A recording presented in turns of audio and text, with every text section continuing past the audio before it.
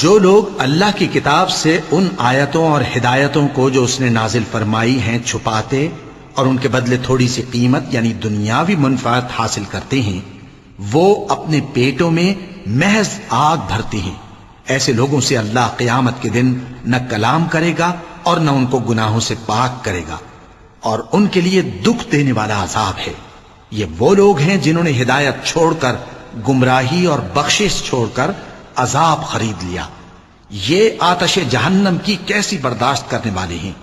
یہ اس لیے کہ اللہ نے کتاب سچائی کے ساتھ نازل فرمائی، اور جن لوگوں نے اس کتاب میں اختلاف کیا وہ ضد میں آ کر نیکی سے دور ہو گئے ہیں۔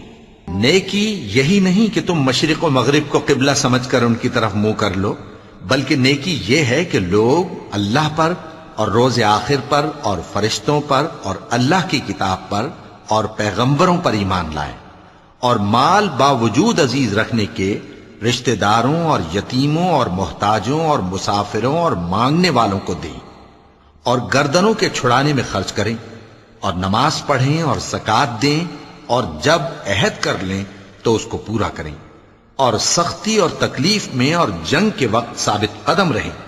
یہی لوگ ہیں جو ایمان میں سچے ہیں، اور یہی ہیں جو اللہ سے ڈرنے والے ہیں۔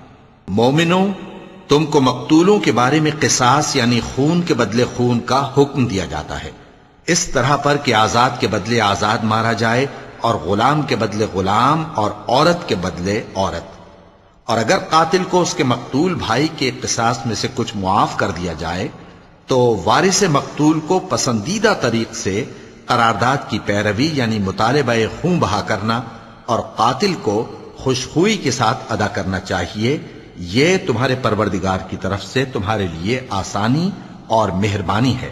اب جو اس کے بعد زیادتی کرے اس کے لیے دکھ کا عذاب ہے۔ اور اے اہل عقل، حکم قصاص میں تمہاری زندگانی ہے کہ تم قتل و خونریزی سے بچو